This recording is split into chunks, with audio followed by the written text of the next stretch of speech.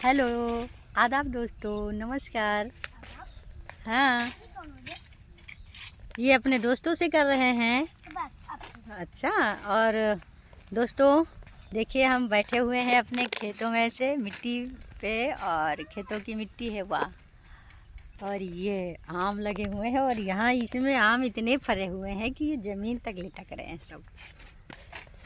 ये सब देख करके बचपना याद आता है कि नहीं याद आता है आप लोगों को? मुझे तो भाई याद आ जाता है, और मैं बचपना आज भी जीती हूँ और बढ़िया ऐसे बैठ करके एंजॉय कर रही हूँ। और ये खेत इस समय खाली पड़े हुए हैं, और पूरे खेत के किनारे किनारे, ये हमारी बाग नहीं है फिलहाल, है हमारे पड़ोसी की बाग है, लेकिन बैठ करके आनंद ले लेते हैं खेत में आते हैं तो।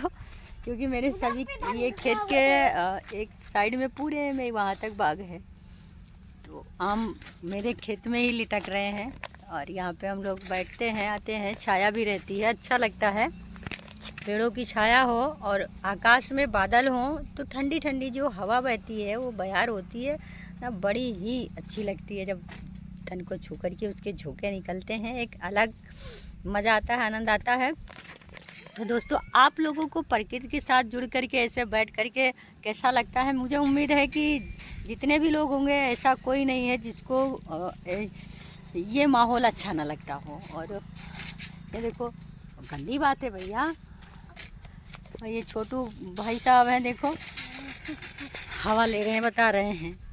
और ये आकाश में बादल छाए हुए हैं, तो हमने सोचा कि घर से निकल करके चलते हैं, खेत में घूमते हैं, छाया भी है और ठंडी ठंडी हवा बह रही है, उसका भी आनंद लेते हैं और बहुत अच्छा लगता है। देखिए, अगर हम चाहें तो अपनी प्रकृति को हमेशा ऐसे बनाए रख सकते हैं, लेकिन हम लोग प्रकृति से छेड़छाड़ बहुत ज़्यादा कर लेते हैं। इसकी वजह से इसका खामियाजा भी भुगतना पड़ रहा है हम लोगों को। और अनियमित वर्षा हो जाती है, ओलावृष्टि हो जाती है, या फिर जो है तूफान आ जाते हैं, उससे काफ़ी परेशानी होती है।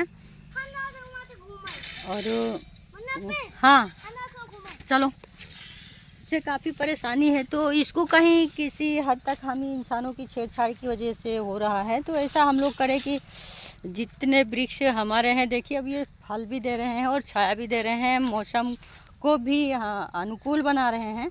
तो पेड़ पौधों से लगाव रखें, इनको लगाएं और इनका संरक्षण करें, पाल पोस के बड़ा करें। जैसे एक बच्चे को हम लोग पाल पोस के बड़ा करते हैं, तो उससे ये उम्मीद करते हैं कि बड़ा होने पे हमें ये कमा के खिलाएगा। तो से ठीक वैसे ही प्रक्रिया पौधों के साथ भी होती है। अगर हम उनकी बचपन में छोटे जब पौधे रहते हैं, उसकी देख रेख कर लेते हैं, बड़े होकर के जब वो वृक्ष बनते हैं तो हमें फल भी देते हैं और छाया भी देते हैं। यानी एक तरीके से ये हमारी ऐसी सेवा करते हैं जो एक पुत्र भी नहीं कर सकता है। तो हम लोगों को ऐसे जुड़े रहना चाहिए और प्रकृति को अपने संरक्षित करें, बचा के रखें। और ऐसा आनंद लेने के लिए आप लोग भी अपने खेत बाड़ी और बाग में जाया करें, ताकि ऐसे माहौल की का मज़ा ले सकें। तो दोस्तों, आप लोग ऐसे जो है प्रकृति के साथ जुड़ें, और अगर आपके पास थोड़ी भी ज़मीन है तो वहाँ पे खेती भी करें और वहाँ पे आया जाया करें, क्योंकि आपकी ज़मीन जो है, आपके खेत जो हैं, वो आपको देख करके खुश हो जाते हैं। जैसे हमारे बच्चे होते हैं, अपने माता पिता को देख करके बड़ा खुश होते हैं, उत्साहित होते हैं, ठीक वैसे ही ये भी अपने संरक्षक को देख करके खुश होते हैं। अभी देखो, मैं दिखाती हूँ आपको, ये हमारे पिछली अभी हमने इस खेत में धान लगा रखा था, लेकिन इस बार मैंने अपने पड़ोसी को दिया, उनको जागरूक किया कि मिलेट्स पे भी काम करें, तो उन्होंने ये मक्का लगा रखा है इतने 4 बीघे में। और इनका मैंने मना किया था कि जो है अभी टेम्परेचर अधिक है, इस समय मक्का मत लगाइए, क्योंकि उससे जो है उपज पे असर पड़ेगा और सही जर्मिनेशन नहीं होगा, तो मक्का सही आएगा भी नहीं। क्योंकि टेम्परेचर जब अधिक हो जाता है, अगर ये बड़े हो जाएंगे तो इसमें दाने नहीं बैठते हैं जल्दी। तो लेकिन इन्होंने लगाया है, अब देखते हैं कहाँ तक ये सक्सेस होते हैं। और इसमें घास बहुत हो गई है, इनको निराना पड़ेगा। खैर, खेती कर कुछ भी हो, लेकिन हमारे आसपास के जितने भी लोग थे, ये लोग अपने आप से खेती नहीं करते थे, ये हमेशा कॉन्ट्रैक्ट पे या बटाई पे दिए रहते थे। लेकिन मेरी प्रेरणा से जब से हम अपने यहाँ खुदा करके खेतों में काम करते हैं लोगों के साथ, और अलग अलग तरीके से खेती कर रहे हैं, उसमें पारंपरिक खेती में आधुनिक खेती को शामिल कर देते हैं, टेक्निकल खेती को शामिल करते हैं। उससे प्रेरित होकर के हमारे सभी आसपास के जितने भी किसान थे ये लोग जो है अपने आप खेती करना शुरू कर दिए हैं। तो इससे मुझे लगता है कि जो पहल मैंने की थी, जो शुरुआत मैंने लोगों को समझा के की थी, वो नहीं समझ में आ रहा था, लेकिन जब हमने खुद करना शुरू किया तो लोगों को भी लगा कि वो भी कर सकते हैं और वो लोग ये काम कर रहे हैं। तो मुझे अच्छा लगता है कि मेरा प्रयास धीरे धीरे सफल हो रहा है। तो आप देखेंगे कि जो है ये लोग, जब कभी ये लोग खेत को अपने नहीं आते थे, अब ये खेत को आते हैं। इधर बाग को इन्होंने कॉन्ट्रैक्ट पे दे रखा था, उसको भी इस बार इन्होंने अपने हाथ से लिया है।